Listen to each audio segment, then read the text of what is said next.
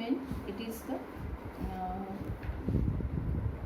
mixture of semen म्हणजे काय तर ते आहे स्पर्मॅटोझोआ or the sperms and secretion of all the accessory glands.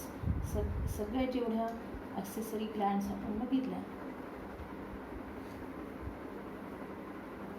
म्हणजे प्रोस्टेट ग्लँड, सेमिनल व्हेसिकल आणि बल्बोयुरेथ्रल और कॉपर्स ग्लँड ह्या तिन्हीचे सिक्रेशन आणि स्पर्मॅटोझोआ मिळून तयार होतं सीमेन.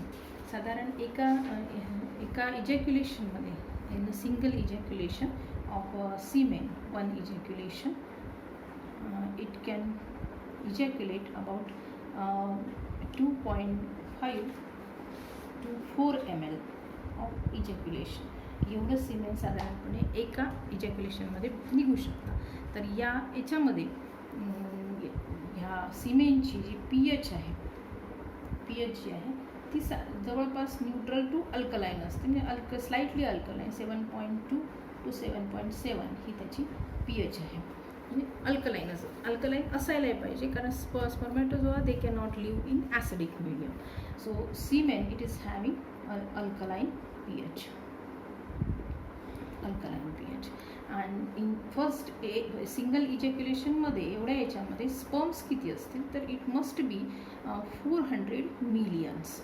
400 मिलियन्स असायलाच पाहिजे. जरी single spermatozoa is required to fertilize an egg, but for effective fertilization त्याची इफिशियन्सी वाढवण्यासाठी म्हणून इतक्या संख्येने स्पर्म्स हे या सिमेनमध्ये असायला पाहिजे. तर सिमेन जे आहे ते त्याच्यामध्ये स्पर्मॅटोझोआ सिक्रेशन ऑफ असेसरी ग्लँडसुद्धा आहे आणि सोबत त्याला फिजिओलॉजिकल मॅच्युरेशनसाठी इपिडायडॅमिसमध्ये सुद्धा काही सिक्रेट केलं जातं. तर आपण यात सिक्रेशन ऑफ इपिडायडॅमिस असं पण सांगू शकतो. इपिडायडॅमिसमध्ये सुद्धा काही मटेरियल सिक्रेट केलं जातं जे त्याला मॅच्युरेशन देतं. आणि असेसरी ग्लँडमध्ये आपण पाहिलं की त्याच्यामध्ये स्पर्मॅटोझोआचे जे काही नरिशमेंट आहे ते सेमिनल व्हेसिकलच्या फ्रुक्टोजमुळे त्याला एनर्जी मिळते किंवा नरिशमेंट होते. त्यानंतर त्याच्यामध्ये न्यूट्रलायझिंग ॲसिडिटी, त्याला वजायनामध्ये असणारी जी काही ॲसिडिक पीएच आहे त्याला न्यूट्रलाइज करण्यासाठी म्हणून न्यूट्रलायझिंग ॲसिडिटी यासाठी म्हणून याला सोबत कॅल्शियम आयन्स, त्यानंतर बायकार्बोनेट्स हे सुद्धा यामध्ये ॲड केले असतातच. आणि प्रोस्टॅग्लॅडिन जो पाहिला आपण, प्रोस्टॅग्लॅडिन त्या सेमिनल व्हेसिकलच्या सिक्रिशनमधला प्रोस्टॅग्लॅडिन हा त्याला कोॲग्युलेट करण्यासाठी सुद्धा मदत करतो आणि ॲक्टिवेशनसाठी सुद्धा ॲक्टिवेट केलं जातं त्या स्पर्मॅटोझोआला. तर this is about semen. Now the external genitalia. There are two external genitalia which lie external to the body. External जेनायटेलियामध्ये दोन भाग पाहिजे आपल्याला. वन इज पेनिस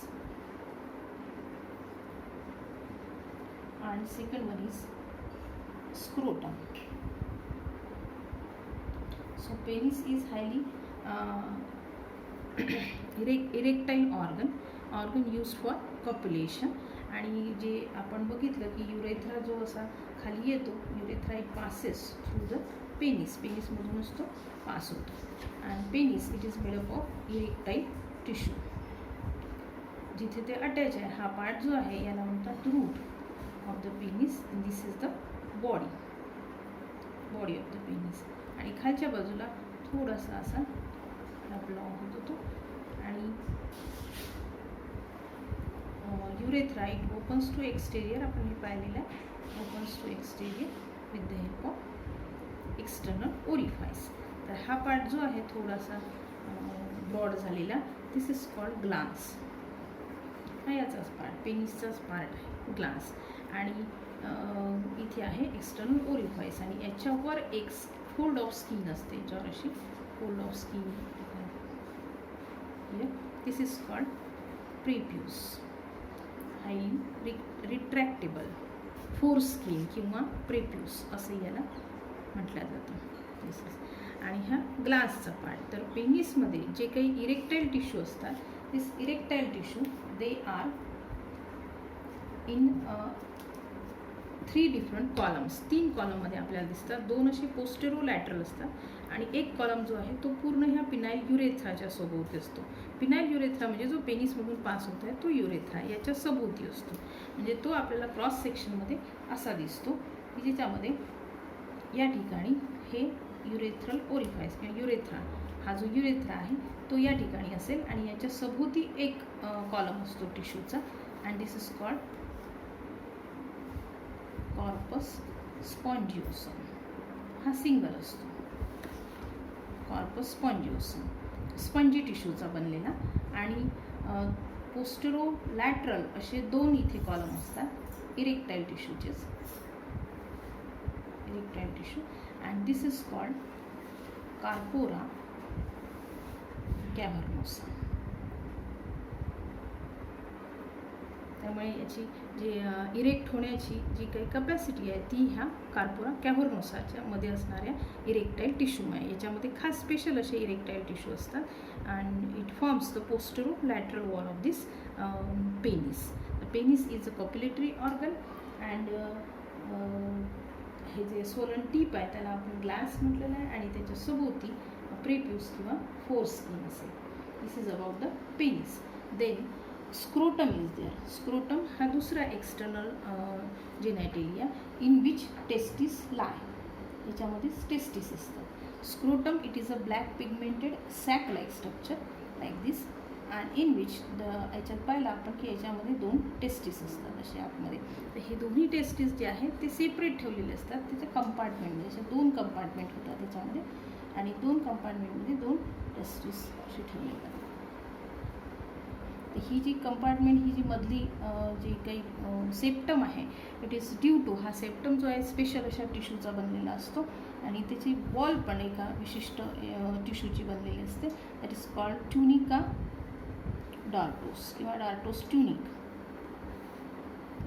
त्याने बनलेली असेल ही. आणि black pigmented sac like structure आहे स्क्रोटमचं. आणि स्क्रोटममध्ये टेस्टिस जे आहे ते पहिल्यांदा तर अगदी सुरुवातीला 7th मंथ ऑफ डेव्हलपमेंटमध्ये फिटसच्या ते ॲब्डॉमेनमध्ये असतात आणि नंतर ते इथे डिसेंड केले जातात. It descend through a canal, एका छोट्या कॅनॉलमधून ते डिसेंड होतात. That is called inguinal canal. Inguinal canal. Inguinal कॅनॉलमधून स्पर्मॅटिक कॉर्डच्या मदतीने, त्याला स्पर्मॅटिक कॉर्ड असतो या ठिकाणी, स्पर्मॅटिक कॉर्डच्या मदतीने ते इकडे खाली डिसेंड केले जातात. समजा हे डिसेंड झाले नाही टेस्टिस ह्या स्क्रोटमच्या सॅकमध्ये किंवा स्क्रोटमच्या कंपार्टमेंटमध्ये तर it leads to a sterility. A disorder called as cryptorchidism. Cryptorchidism. पण ही डिसऑर्डरसुद्धा ओव्हरकम करता येते. समजा ते टेस्टिस 4 महिन्याचं बाळ होईपर्यंत जरी याच्यामध्ये हे 4 महिन्यापर्यंत ते होईलच, पण समजा झालं नाही जन्मानंतरी तर सर्जिकली ते यामध्ये डिसेंड करता येतं ह्या इंग्युइनल कॅनॉलमधून.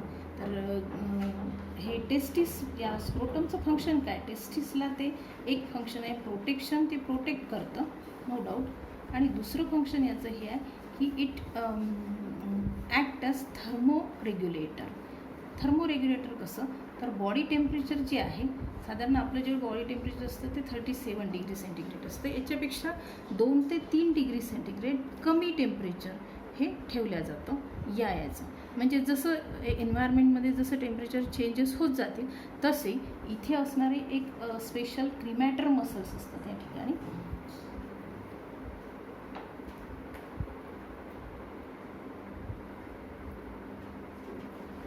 क्रिमॅटर मसल्स जे आहेत ते या ठिकाणी त्याला मागे पुढे करायचं काम करतं. समजा बॉडी टेम्परेचर जर खूप जास्त झालं तर ते समोर केल्या जाईल आणि कमी असेल तर मागे केल्या जाईल त्यानुसार. कारण काय, तर ह्या स्पर्म्सच्या डेव्हलपमेंटसाठी किंवा या ठिकाणी तयार होणारे जे स्पर्म्स आहेत स्पर्मॅटोजेनेसिस या प्रोसेससाठी किंवा स्पर्म लाईव्ह राहण्यासाठी म्हणून बॉडी टेम्परेचरपेक्षा थोडं कमी टेम्परेचर लागतं आणि त्यामुळे थर्मोरेग्युलेशनचं काम शिवाय प्रोटेक्शनचं काम हे स्क्रोटम व्यवस्थित पद्धतीने या ठिकाणी करत असतो. हे टेस्टिसच्या जेव्हा डिसेंड होतात तेव्हा याच्यासोबत आणखी एक फायब्रोमस्क्युलर बँडसुद्धा याच्यासोबत येतो आणि जो ह्या टेस्टिसला या ठिकाणी असा अटॅच करतो, या ठिकाणी त्याच्यासोबतच तो या ठिकाणी येतो. तर दिस इज कॉल्ड ग्युबर्नॅक्युलम. हा एक फायब्रोमस्क्युलर बँड आहे जो याच्यासोबतच आलेला आहे. स्पर्मॅटिक कॉर्ड, त्याच्यानंतर त्याच्याभोवती असणारं जे काही पेरिटोनियल कव्हरिंग होतं ते, हा फायब्रोमस्क्युलर बँड गुबर्नॅक्युलम, टेस्टिस दोन्ही पण, आणि आणखीन त्याच्यासोबत त्याचे जे काही नर्व्स होत्या, त्यानंतर त्याच्यावर असणाऱ्या ब्लड व्हेसल्स, वेगवेगळ्या कॅपिलरीज याच्या सहित ते याच्यामध्ये स्क्रोटममध्ये ते डिसेंड होतं.